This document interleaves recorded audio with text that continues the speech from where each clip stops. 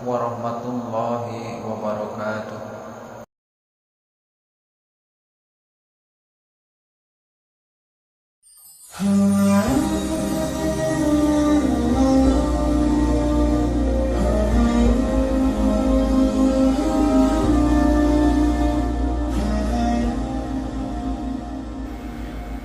Bagaimana cara kita istiqomah dalam beribadah? Di sini dekat rumah sakit, pulang dari sini mampir rumah sakit. Untuk apa? Supaya istiqomah. Kita tidak pernah menghormati, menghargai sehat karena kita tidak sakit. Begitu lihat orang sakit, saya usahakan dalam sebulan sekali ke rumah sakit. Assalamualaikum ibu. Waalaikumsalam. Ustaz dari tadi yang sakit ibu melulu. Oke, kita ganti bapak. Assalamualaikum bapak. Waalaikumsalam. Bapak sakit. Tidak tahu bapak. Pura-pura dalam perahu, pura-pura tidak tahu. Sudah keharu cendana pula, sudah tahu bertanya pula. Bapak sakit apa pak? Jantung koroner. Bapak sakit apa pak? Diabetes mellitus. Bapak sakit apa? Asam urat. Bapak sakit apa? Kanker otak. Bapak sakit? Gak ada yang gak sakit. Maka disitulah baru kita sadar ternyata nikmat ini besar. Maka kalau mau istiqomah, sering-sering tengok orang sakit. Pulang dari sini, mampir rumah sakit. Kalau security-nya nanya, mau jenguk siapa mas? Semua yang di rumah sakit ini mau jenguk. Aku mau mengambil pelajaran dari orang-orang sakit ini, wahai security. Hai security, kenapa kau tak pernah mengambil pelajaran? Nah, yang kedua, sering-sering melihat orang mati. Janganlah kasar Pak Ustaz, meninggal dunia. Nampak bendera putih berkibar? Nah, kuning. Tempat saya putih. Kuning. Terserah mau kuning, mau merah, mau hijau. Yang penting ada orang meninggal. Ada orang meninggal? Ada. Buka tutup wajahnya, cium. Tapi yakinkan sesama laki-laki. Jangan perempuan kau cium. Walaupun sudah mati, lakinya ngamuk.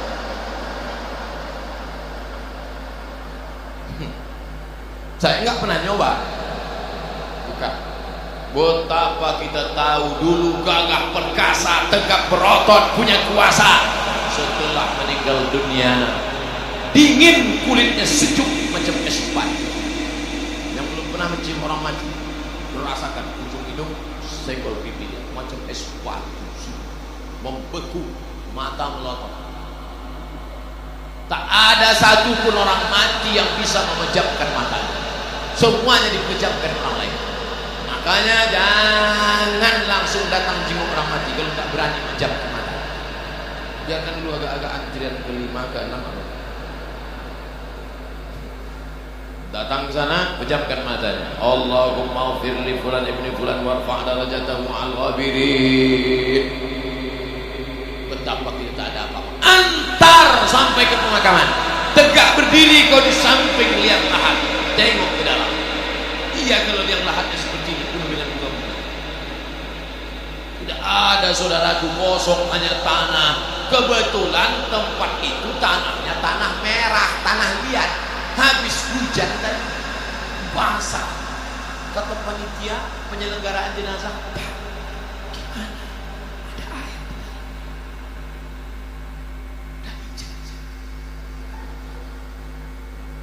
Air naik. Karena ini tanahnya kebetulan dekat sawah. Begitu digali hujan lebat naik. Diletak ke bawah naik. Diambil batu besar timpa ke bawah. Mana tempat? Dulu rumah itu yang membuat engkau. Rumah itu yang mencarikan arsiteknya engkau.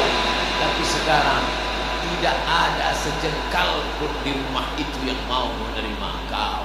Itu kamar papa dulu. Sekarang kamar brownies.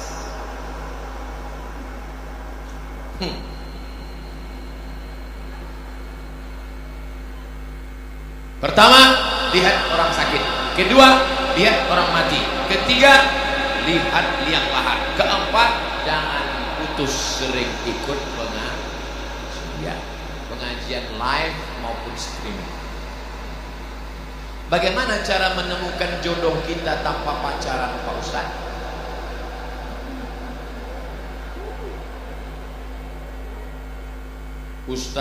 Ustadz Habib Kiai datang. Mereka punya banyak stok. Assalamualaikum Pak Ustadz. Ya, Ustadz punya pesantren kan? Punya. Ustadz dekat Fakultas Syariah ada mahasiswi kan? Iya. Tolong carikan saya yang ada empat-empatnya Pak Ustadz. Kaya, cantik, bangsawan, dan berakhlakul karimah. Insya Allah mereka cari. Ini ada orangnya rajin, tapi pesek. Ini ada orangnya mancung, tapi nggak soleha. Oh, nggak mau. Ini yang ada. Ini cantik, bangsawan, keturunan baik, soleha, jilbabnya panjang. Ini aja, tapi baru meninggal.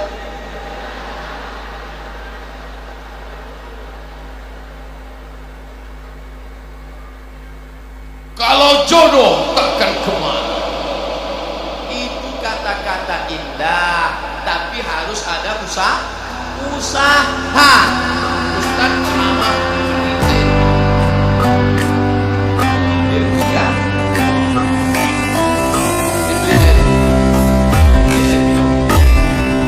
lalu kemudian apakah air minum itu memang sudah ditafsirkan Ustaz? Iya. Coba kalau dia tidak mau berusaha menggerakkan gelas dia cuma lihat masuk air itu. Tidak, harus ada usaha.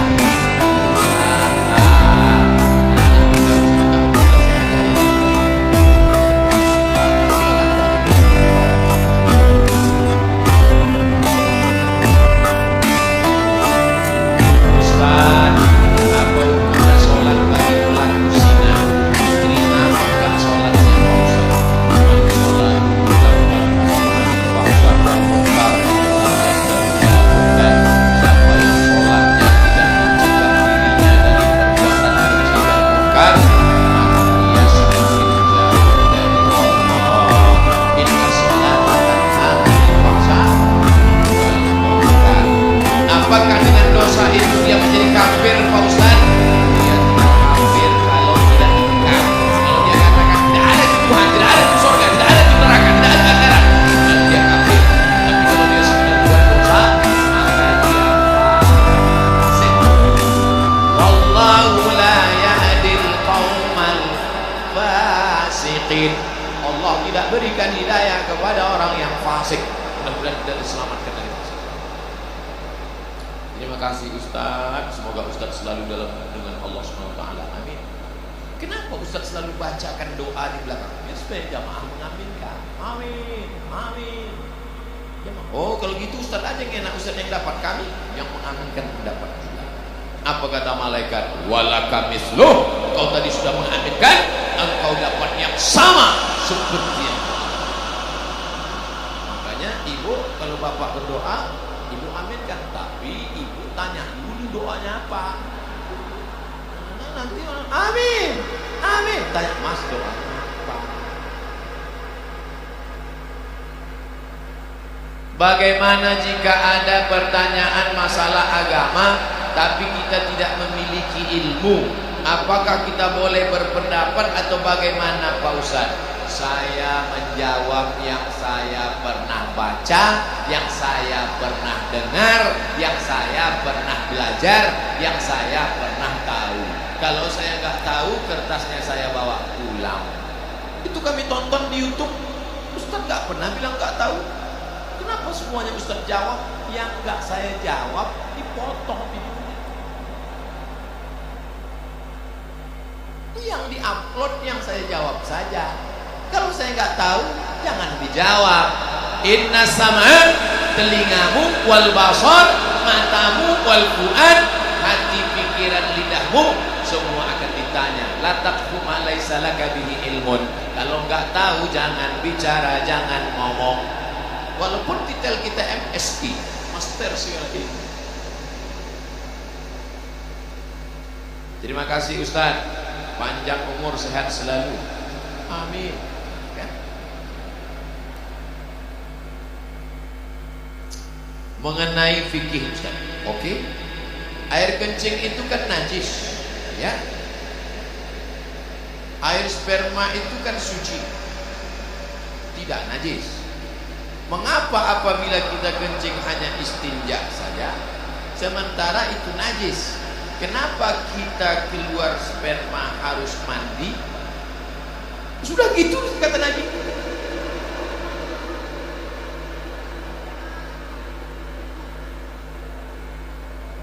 Kalau keluar air wudu, tapi kalau keluar sperma mandi. Padahal ini najis, yang ini tidak najis. Kenapa harus begitu Pak Ustaz? Pokoknya sudah begitu kata Nabi Muhammad. Jangan tanya-tanya. Yang dilihat itu bukan tempat keluarnya, tapi bukan benda yang dikeluarkan.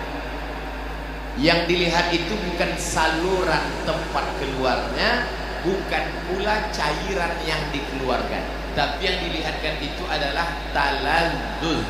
Talazzuz ada rasa nikmat. Maaf. Ada orang sakit, tiba-tiba keluar sperma. Apakah dia wajib mandi junub? Tidak, karena tidak ada rasa nikmat. Ketika keluar rasa nikmat, talazzuz namanya. Talazzuz diambil dari kata lazir, nikmat, tapi bukan yang lembaga amil zakat.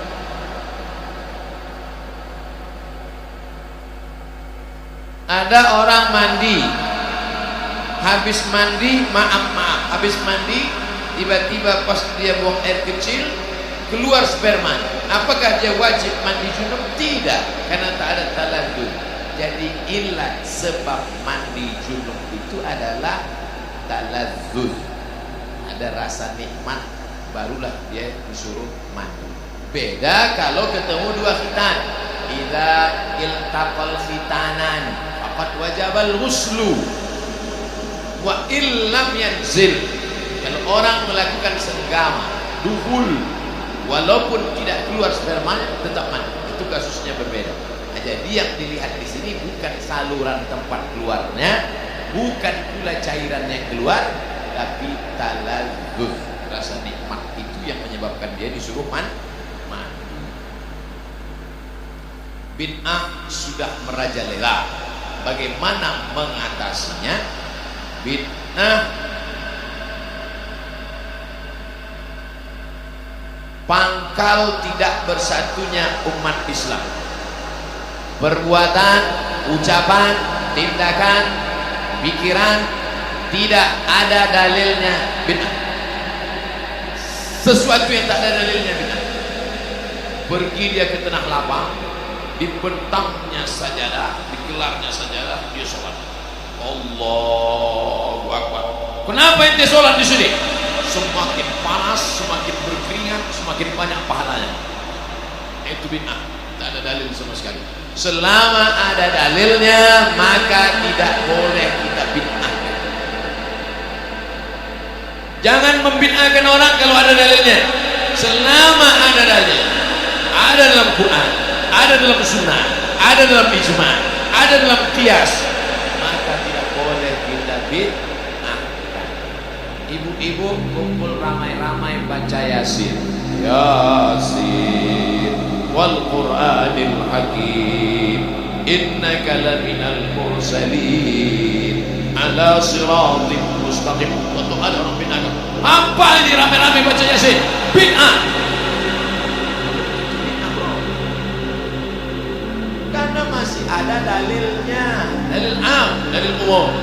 Man qara'a Yasin fi lailatin, siapa yang baca Yasin pada suatu malam, asbaha maghfuran lah, pada waktu subuhnya dia sudah diampunkan Allah Subhanahu wa taala. Oleh sebab itu jangan mudah saling membid'ahkan. Karena ketika kau katakan hei pelaku bid'ah, maka sama artinya kau katakan hei penghuni neraka jahanam.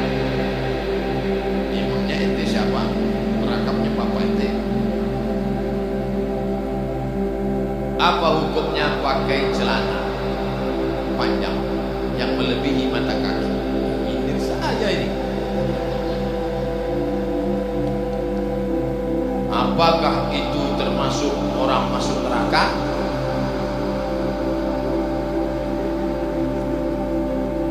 Pakai celana melebihi mata kaki, untung rumputnya subur, gak kelihatan. Ini celana melebihi mata kaki. Apakah masuk neraka? Ma asfalal ka'baini finnar. Kain, celana, jubah di bawah mata kaki neraka, neraka, neraka, neraka. Jangan baca satu hadis, ada hadis yang lain. Man jarra thawbahu khuyala. Kalau dilewatkan mata kaki untuk sombong, kalau nggak sombong nggak apa-apa, kata Imam Syafi'i. Kalau nggak sombong nggak apa-apa, kata Imam Nawawi. Kalau nggak sombong nggak apa-apa, kata Imam San'ani dalam Subulus Salam Syarah Bulughul Maram. Kalau nggak sombong nggak apa-apa, kata Imam Syaukani dalam Nailul Awtar. Kalau nggak sombong nggak apa-apa, kata Syekh Yusuf Al-Qaradawi dalam kitab Kaifa Nata'amal Ma'as Sunnah. Kalau nggak sombong nggak apa-apa, kata Syekh Al-Junaid. Kalau nggak sombong nggak apa-apa, kata Syekh Al-Sohar dalam kitab Fatwa Al-Azhar. Saya dalam hal ini tidak menyalahkan kawan-kawan yang sudah potong kaki celana. Bapak yang sudah potong jangan disambung, biarkan aja. Saya sudah terlanjur motong, biar aja. Bagi yang sudah terlanjur motong, yang belum motong jangan diejek.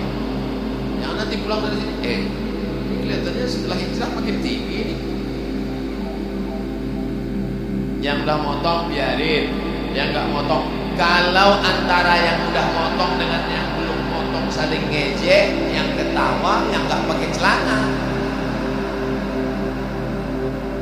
ini masalah khilafi.